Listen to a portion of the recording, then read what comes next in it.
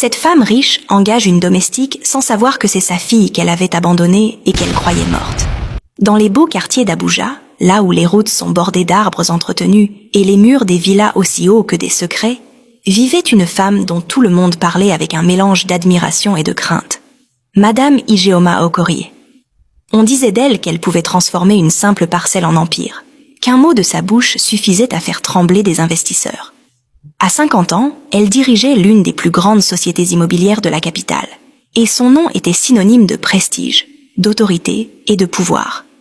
Toujours vêtue avec une élégance maîtrisée, tailleur de créateur, parfum discret, bijoux raffinés, elle incarnait le rêve de toutes ces jeunes femmes qui espéraient un jour réussir comme elle. Mais derrière l'image parfaite, il y avait un silence lourd, presque palpable, qui planait sur les couloirs impeccables de sa villa de Maitama.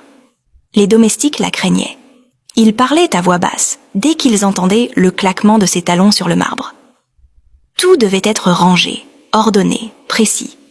Une cuillère déplacée, un coussin mal positionné, et son regard froid suffisait à glacer le sang. Même Grace, son assistante personnelle depuis plus de 10 ans, ne se permettait jamais un mot de trop. Elle connaissait les règles. Avec Madame Ijeoma, il fallait obéir, pas discuter. Pourtant, lorsque la nuit tombait et que la grande maison s'endormait, la femme d'acier cessait de jouer son rôle. Elle montait dans son dressing, ouvrait une armoire cachée au fond et en sortait une petite boîte argentée. À l'intérieur, une photo. Un jeune homme au sourire tendre, tenant dans ses bras un nouveau-né emmailloté.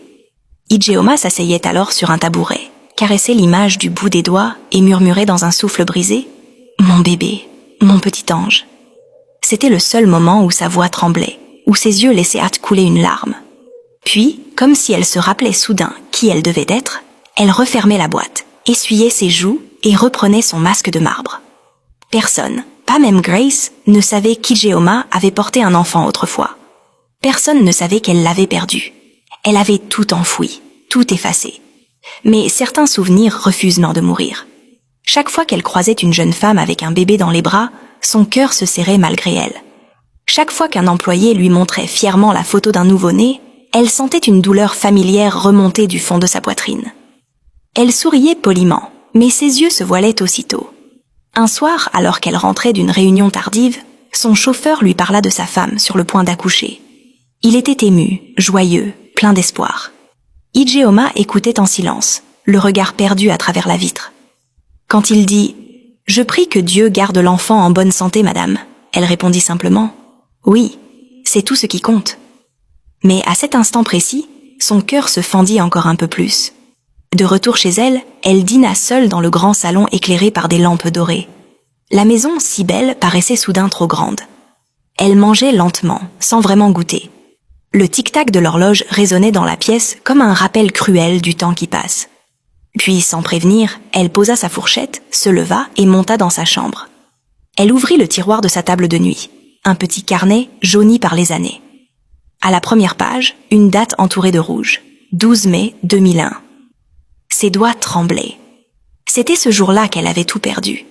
Elle revoyait encore la chambre d'hôpital, la douleur, les cris étouffés.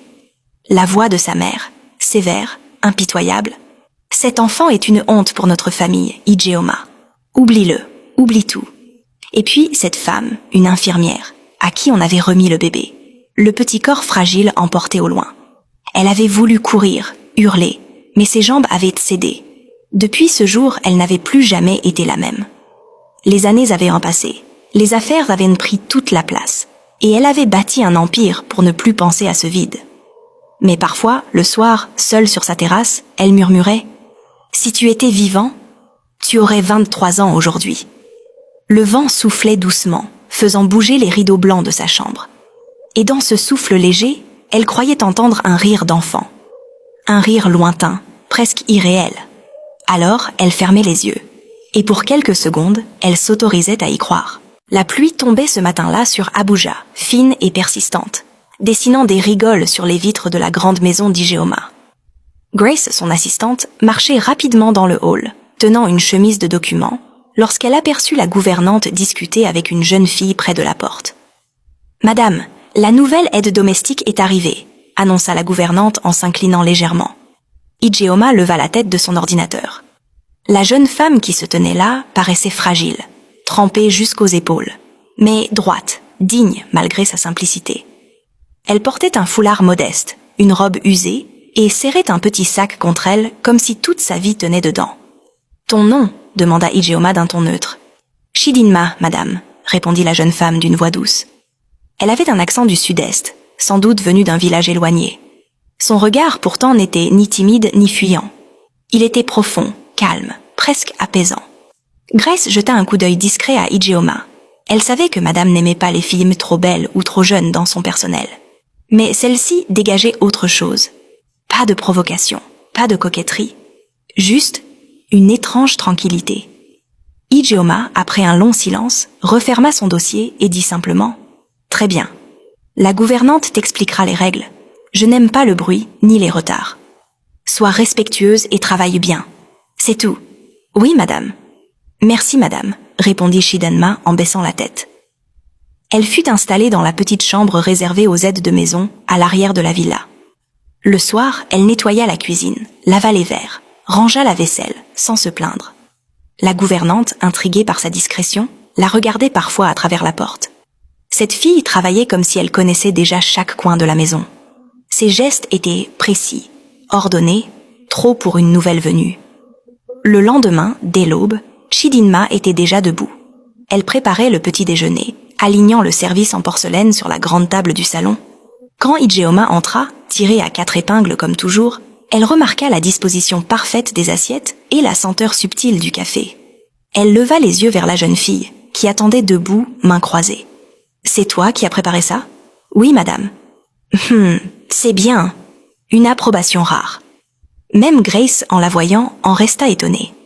Les jours passèrent, et Chidinma se fit une place dans la maison.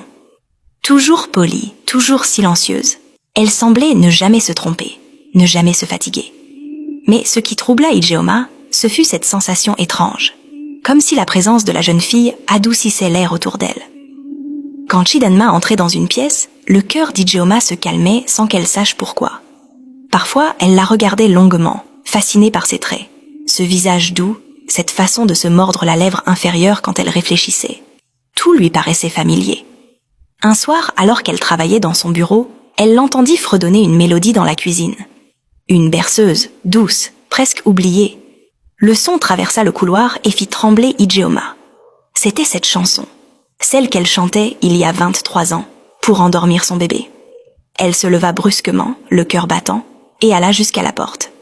Chidinma lavait des tasses, insouciante, fredonnant toujours. Ijeoma resta figée quelques secondes avant de demander « Où as-tu appris cette chanson ?» La jeune fille se retourna, surprise. « Ma mère me la chantait quand j'étais petite, madame. » Un silence lourd s'installa. Ijeoma sentit une vague de chaleur lui monter à la poitrine, une émotion qu'elle tenta aussitôt de masquer. Elle hocha la tête, sans rien dire, et repartit lentement. Mais cette nuit-là, elle ne dormit pas. Dans son lit, les mots de la jeune fille tournaient dans sa tête. Ma mère me l'a chanté. Impossible. Et pourtant, quelque chose au fond d'elle murmurait le contraire. Le lendemain, elle observa Chidinma de loin, sans se montrer. Chaque geste, chaque regard, chaque intonation semblait lui rappeler quelqu'un. Et plus elle la regardait, plus une question terrible s'insinuait dans son esprit. Et si ce n'était pas un hasard,